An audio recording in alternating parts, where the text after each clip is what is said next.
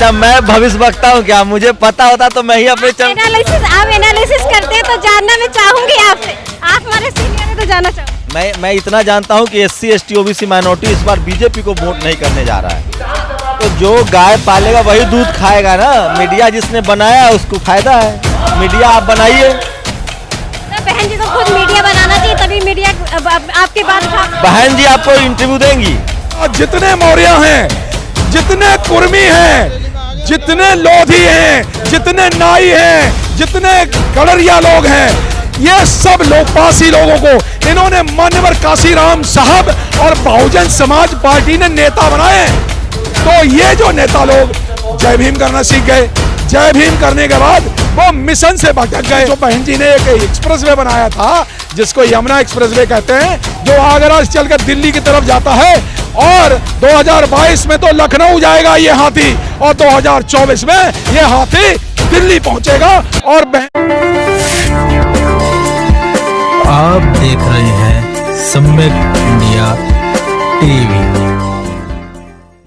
आप देख रहे हैं सम्यक इंडिया टीवी, आपके साथ मैं शालिनी आनंद। और आज मैं उपस्थित हूँ गाजियाबाद में। आज बहन कुमारी मायावती जी की दूसरी रैली है। वह दूसरी रैली अपने जो मेरठ के मंडल स्तरीय जो रैली है इसको संबोधित करेंगी। अपने जितने भी उम्मीदवार हैं उनके लिए वोट की अपील करेंगी बहन कुमारी मायावती जी। और हमारे साथ उपस्थित है वरिष्ठ पत्रकार शंभू जी। मैं इनसे जानने की कोशिश करूँगी कि जो उत्तर प्रदेश का जो विधानसभा का चुनाव है वो उसकी जो रणनीति है वो कितना दम दिखा सकता है 2022 में, सर बताएं।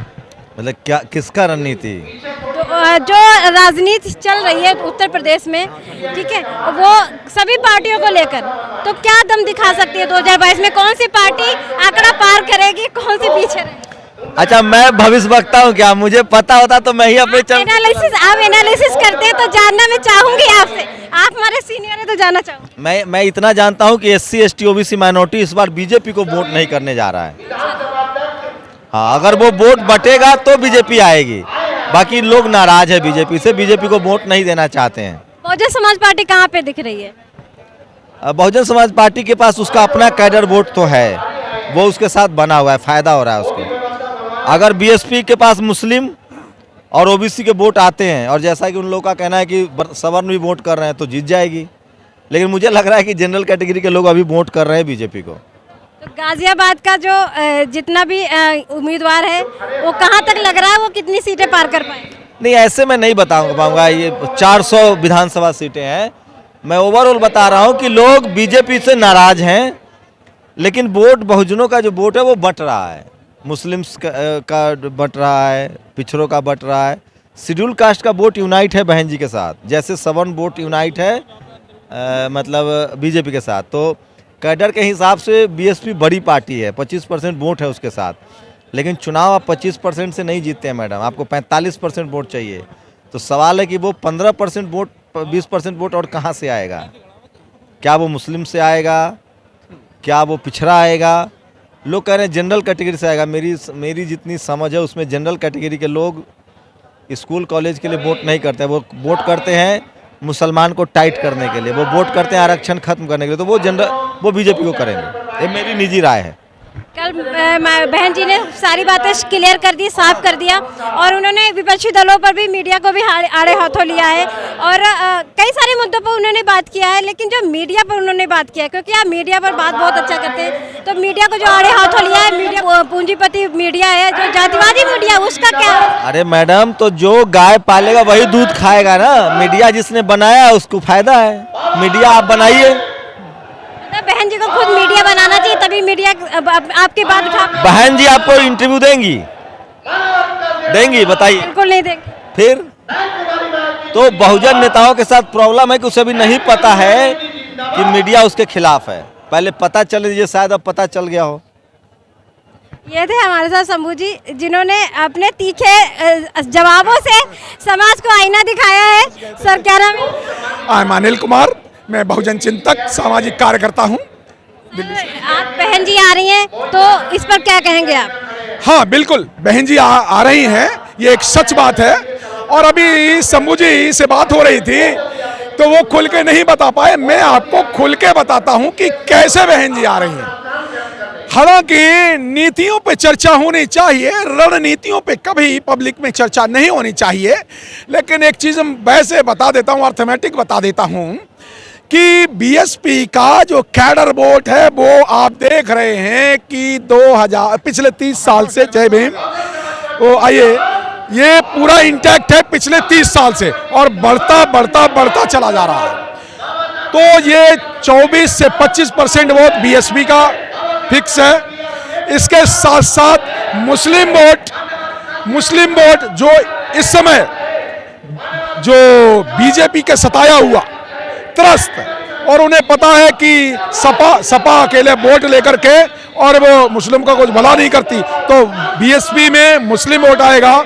उसके साथ साथ ये नौजवान रोजगार हैं, जो प्रबुद्ध वर्ग के ब्राह्मण लोग हैं, जो 75 सम्मेलन किए हैं मान्यवर सतीश मिश्रा जी ने, वो प्रबुद्ध वर्ग सारा इस समय ब्राह्मण वोट जो करीब यूपी में 8% ब्राह्मण है, उसमें से करीब 6% ब्राह्मण बीएसपी में आएगा।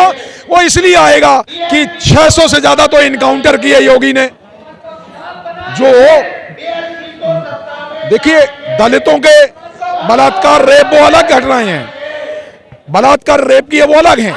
प्रबुद्ध वर्ग के ब्राह्मणों के 500 से ज्यादा इनकाउंटर किए हैं। तो ब्राह्मण वर्ग जो इस समय बीएसपी से पूरी तरह से जुड़ गया है, तो ब्राह्मण के वोट, जो ओबीसी के कुर्मी, लोधी, नाई, यहां तक यादव जो जय भीम वाले, वो ओबीसी वर्ग जिनकी नौकरियां छीन ली गई, वो नौजवान लोग, वो बेरोजगार लोग, और कौन से लोग, जो महिलाएं, जो दिल्ली, बंबई, कलकत्ता से 40-50 लाख लोग जो पैदल कोरोना में योगी ने और मोदी ने चलवाए थे, वो सारे भूले नहीं हैं। जो लाखों लोग जिनके घरों में हर घर में एक व्यक्ति मारा गया कोरोना में, तो योगी के सरकार में बेचारों को अंतिम संस्कार करने तक का वो नहीं मिला। वो सारे त्रस्त लोग वो भूले नहीं हैं, वो बदला लेंगे, वो इनको मंदिर में दोबारा बिठा देंगे जाकर के।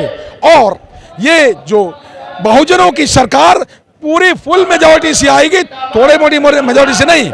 ये दिखा नहीं रहा है, मनवादी मीडिया क्यों नहीं दिखा रहा? उन्होंने एक नैरेटिव बनाया, नैरेटिव ये बनाया कि बीजेपी और सपा, वो इसलिए बनाया कि वो जानते हैं कि बीएसपी ही एक ऐसी राष्ट्रीय पार्टी है जो कैडराइज है, जो बाबा साहब की विचारधारा, जो बहुजनों की विचारधारा को लेकर चल रही है। वो जानते हैं कि अखिलेश जी कोई विचारधारा तो लेकर चल नहीं रहे। वो जानते हैं कि सपा ने किस तरह से आरक्षण का बिल पार्लियामेंट में फाड़ दिया है। तो ये मनवादी मीडिया ने कहा कि नहीं जी, अब बीजेपी और सपा में लड़ाई है। और असली बात क्या है? असली बात है कि जमीन की हकीकत ये है कि असली लड़ाई नंबर 1 पे बीएसपी है और नंबर 2 पे सपा आएगी और बीजेपी तीसरे पे जाएगी और हो सकता है 4थे पे चली जाए बीजेपी। मैंने देखा कि वो जो सपा है, समाजवादी पार्टी, उसमें लोग कह रहे हैं कि वो बहुजन समाज के हित में है। तो उस पर क्या कहेंगे? जो बहुजन समाज जो गुमराह है, आधा उधर जा रहा है, आधा इधर है, उनके लिए क्या कहें? बहन जी, आपने बहुत अच्छा प्रश्न पूछा है। बहुजन समाज बिल्कुल जागृत हो गया है उत्तर प्रदेश में। यादव लोग, कुर्मी लोग और जो 1-2 नेता हैं जैसे ओम प्रकाश राजभर जी हैं, जो मान्यवर काशीराम साहब ने जिन्हें पैदा किया, ओम प्रकाश राजभर है, या जो भी मौर्य, जितने मौर्य हैं, जितने कुर्मी हैं, जितने लोधी हैं, जितने नाई हैं, जितने गड़रिया लोग हैं, ये सब लोकपासी लोगों को इन्होंने मान्यवर काशीराम साहब और बहुजन समाज पार्टी ने नेता बनाए। तो ये जो नेता लोग जय भीम करना सीख गए, जय भीम करने के बाद वो मिशन से भटक गए। वो आजकल कुछ जो नेता लोग हैं वो चले गए बीएसपी को छोड़कर, वो पहले गए थे बीजेपी में, तो वहां से लात खाई, फिर वो चले गए सपा में, अब वहां से लात खाएंगे, इनके कहीं के नहीं रहेंगे। और बहुजन समाज जागृत हो गया है और पूरी तरह से बदला लेने के लिए तैयार है। सड़कों पर दिखाई दे रहा है लाखों का जनसैलाब और पूरी फुल मेजॉरिटी में बीएसपी की सरकार बनने वाली है। क्यों बनने वाली है? ये नौजवान लोग, ये इस तरह के नौजवान लोग, ये युवा लोग, ये बेरोजगारी से पीड़ित लोग, ये महिलाएं जिन पे बेइज्जती हुई, जिन्हें जला दिया गया, जिन्हें मार दिया गया, ये सब लोग बदला लेंगे और बीजेपी को नेस्ता नाबूद कर देंगे। और 2022 में तो यहां बनेगी सरकार और 2024 में दिल्ली का रास्ता भी, जो बहन जी ने एक एक्सप्रेसवे बनाया था जिसको यमुना एक्सप्रेसवे कहते हैं, जो आगरा से चलकर दिल्ली की तरफ जाता है, और 2022 में तो लखनऊ जाएगा ये हाथी और 2024 में ये हाथी दिल्ली पहुंचेगा और बहन मायावती जी को प्रधानमंत्री भी 2024 में बनाएगा। बहुजन समाज पार्टी